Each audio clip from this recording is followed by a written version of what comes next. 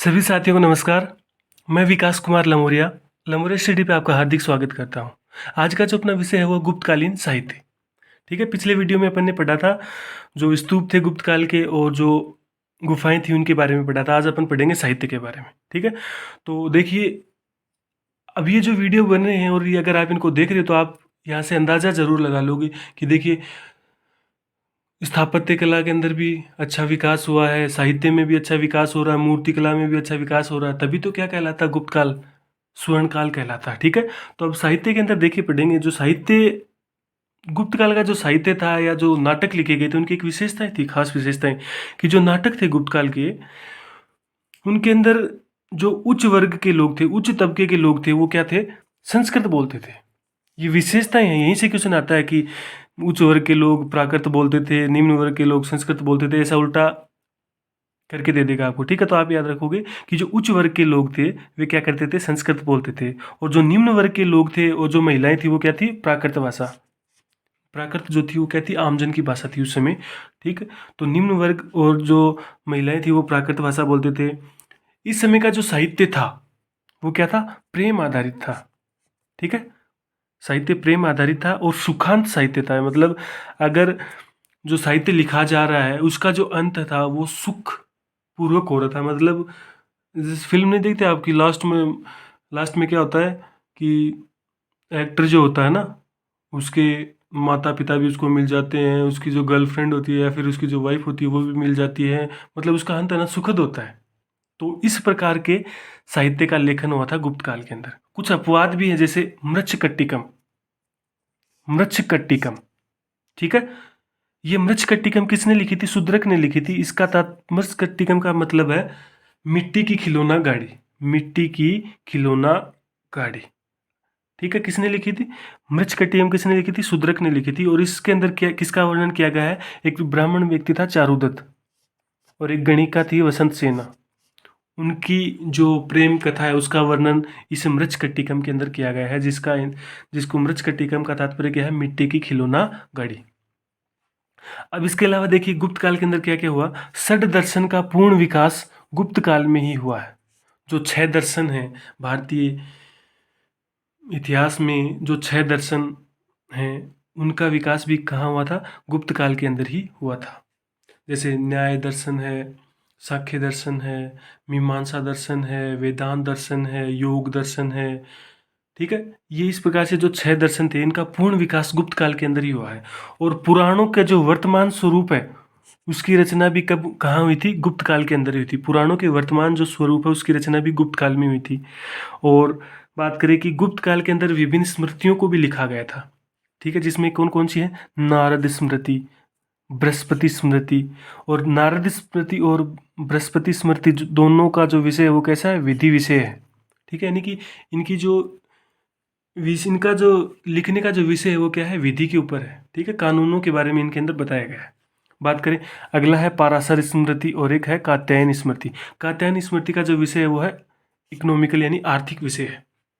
ठीक है, तो ये तो हो गई गुप्तकालीन जो साहित्य या नाटक थे इनकी विशेषताएं, और कौन कौन से साहित्य या नाटक यहाँ पर लिखे गए इनके बारे में अपन बात करेंगे अभी।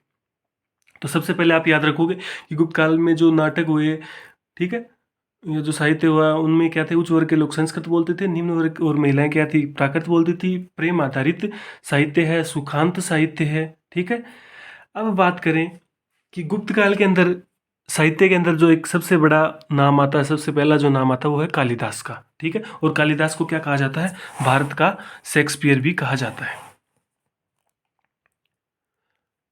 भारत का शेक्सपियर किसे कहा जाता है, कालिदास को कहा जाता है। और कालिदास की जो लिखने की शैली थी वो क्या कहलाती है, वैदर्भी शैली कहलाती है। ठीक है, यानी कि कालिदास ने कौन सी शैली में लिखा था, वैदर्भी शैली में लिखा था। और कालिदास को भारत का शेक्सपियर कहा जाता है। अब देखिए कालिदास ने काव्य की रचना भी की, कालिदास ने नाटकों की रचना भी की। ठीक है, तो कालिदास के जो काव्य थे उन काव्यों को 2 भागों में बांटा अपन ने, एक तो खंड काव्य और एक महाकाव्य। कालिदास के केवल काव्य की बात कर रहा हूँ मैं, इसको भूल जाइए एक बार, नाटक और विविध को भूल जाइए, केवल काव्य की बात कर रहा हूँ। काव्य को 2 भागों में बांटा, एक तो खंड काव्य और एक महाकाव्य। खंड काव्य के अंदर आता है मेघदूत और दूसरा आता है ऋतु संहार। और महाकाव्य के अंदर बात करें तो आता है रघुवंश और कुमार संभव। ठीक है, यानी कालिदास के जो काव्य थे, कालिदास ने कितने काव्य लिखे? 4 काव्य लिखे। ठीक है, जिनमें से 2 तो खंड काव्य हैं और 2 क्या है? महाकाव्य। खंड काव्य में है मेघदूत और ऋतुसंहार, और महाकाव्य में है रघुवंश और कुमार संभव। बात करें कालिदास ने कौन कौन से नाटक लिखे, तो उसमें आएगा विक्रमोर वंशियम, विक्रमोर वंशीय, अभिज्ञान शाकुंतलम और मालविकाग्नि मित्रम। विक्रमोर वंशियम, अभिज्ञान शाकुंतलम और मालविकाग्नि मित्रम, ये क्या है? कालिदास के द्वारा लिखित नाटक है। इन काव्य और नाटक के अलावा भी उनकी रचनाएं हैं। कौन कौन सी हैं? विविध के अंदर देखेंगे आप तो वह ज्योतिष विद्यारण्य भरण, ज्योतिष विद्या भरण, और एक है कुंतलेश्वर दैत्य, कुंतलेश्वर दैत्य और ज्योतिष विद्या भरण, ये काव्य और नाटक के अलावा है। अब देखिए यहाँ से जो सबसे पहला क्वेश्चन पूछा जाता है वो पूछा जाता है एग्जाम के अंदर कि निम्नलिखित में से कालिदास का नाटक नहीं है। ठीक है, तो आपको ये अलग अलग याद करना पड़ेगा कि नाटक कौन से हैं और काव्य कौन से हैं। ठीक है, नाटक कौन से हैं और काव्य कौन से हैं। तो या तो आप नाटक के लिए कोई शॉर्ट ट्रिक बना लो या आप काव्य के लिए बना लो। ठीक है, तो जैसे मैंने यहाँ काव्य के लिए लिखा मेघ ऋतु में रघु कुमार, मेघ ऋतु यानी बारिश जो ऋतु आती है ना, मेघ ऋतु में रघु कुमार, मेघ ऋतु में रघु कुमार, ये काव्य याद कर लो कि भाई आपको तो काव्य याद है, मेघ ऋतु में रघु कुमार, मेघ ऋतु में रघु कुमार, इसको 4-5 बार बोलोगे याद हो जाएगा। मेघ ऋतु में रघु कुमार, मेघ का मतलब मेघदूत, ऋतु यानी ऋतु संहार, रघु यानी रघुवंश और कुमार यानी कुमार संभव, ये 4 काव्य है। ठीक है, अब देखिए जो पहला काव्य है, ठीक है, मैंने इसको गलती से ना नीचे लिख दिया, मेरे को यहाँ लिखना चाहिए था 1 नंबर पे। ठीक है, इसलिए मैंने इसको यहाँ 1 नंबर दिया। जो प्रथम काव्य था कालिदास का वो कौन सा है? ऋतु संहार, ऋतु संहार, यानी कि इस काव्य के अंदर 6 ऋतुओं का वर्णन किया गया है। जो 6 ऋतुएं होती हैं उनका वर्णन किया गया है, और ये 6 भागों में, यानी कि जो ऋतु संहार है वो 6 सर्ग के अंदर लिखा गया है और इसमें 6 ऋतुओं का वर्णन किया गया है। और इसके अलावा क्या किया गया? इसके अंदर प्रकृति चित्रण का वर्णन किया गया है ऋतु संहार के अंदर। नाम से ही पता चल रहा है, ऋतु यानी प्रकृति का चित्रण है, 6 ऋतुओं का वर्णन है और 6 सर्ग के अंदर लिखा गया है, और कालिदास का पहला काव्य है। अब बात करें सेकंड क्या था? मेघदूत। देखिए नाम से पता चल रहा, मेघ, मेघ यानी बारिश बादल। ठीक है, दूत यानी दूत जो होता है सूचनाओं का आदान प्रदान करता है ना, लेके जाता है, वो दूत होता है। ठीक है, मेघदूत।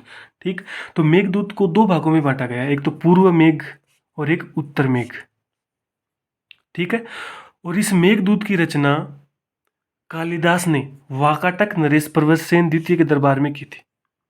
ठीक है, देखिए ऐसे क्वेश्चन आ जाता है कि कालिदास ने मेघदूत की रचना गुप्त काल में तो की थी, लेकिन वो किसी गुप्त शासक का नाम दे देगा आपको। ठीक है, लेकिन आपको क्या करना है कि मेघदूत की रचना वाकाटक नरेश पर्वतसेन द्वितीय के दरबार में की थी।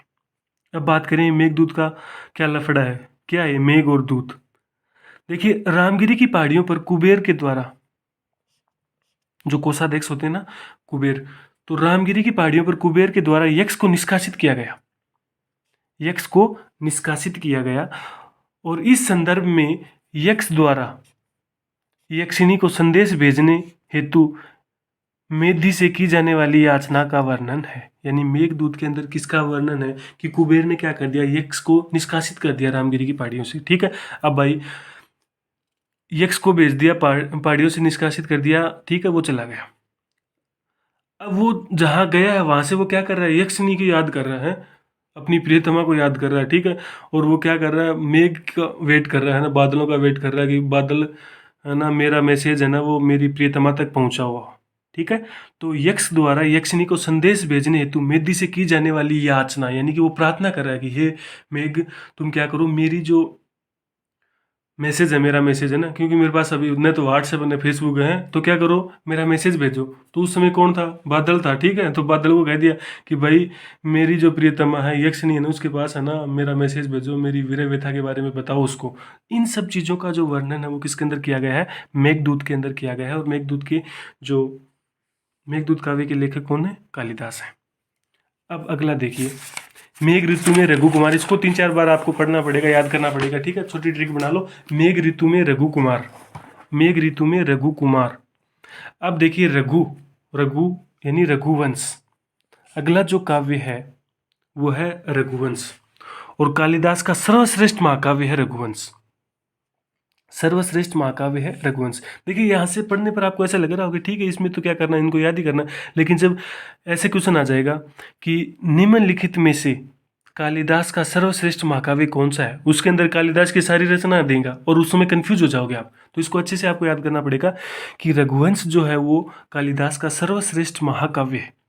अब देखिए इसको सर्वश्रेष्ठ है, इसका मतलब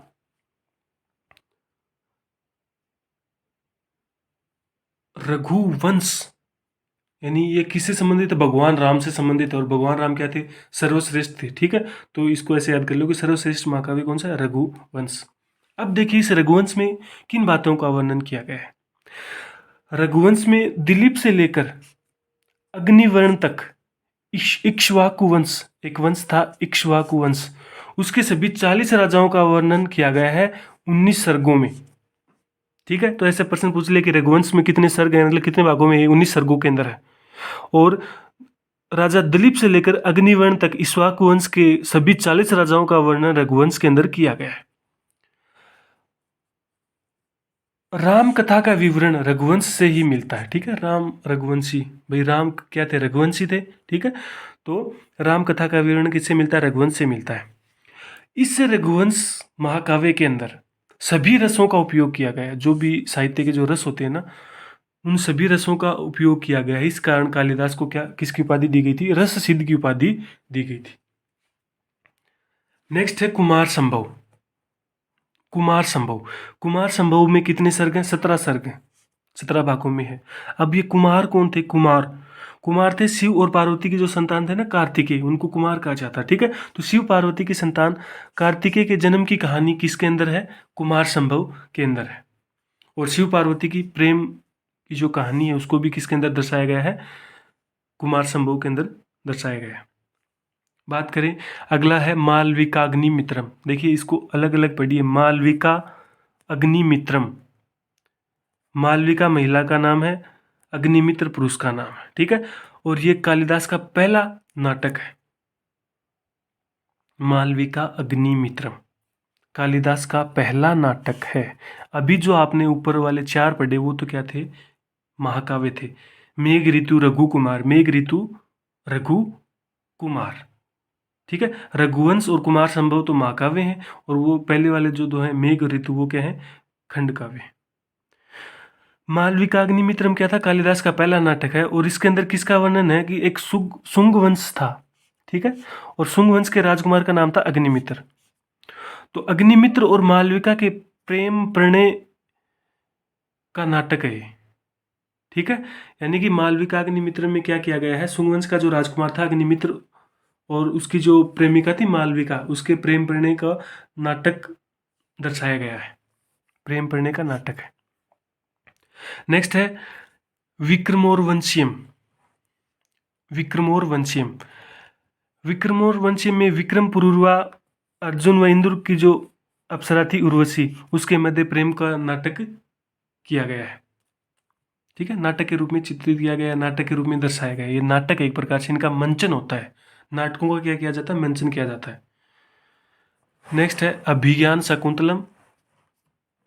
अब देखिए इंपॉर्टेंट है अभिज्ञान शाकुंतलम। अभिज्ञान शाकुंतलम कालिदास की अंतिम रचना है, या आप कह सकते हो कि अंतिम नाटक है। ठीक है, कालिदास की अंतिम रचना है अभिज्ञान शाकुंतलम, और कालिदास की सर्वोत्कृष्ट रचना है।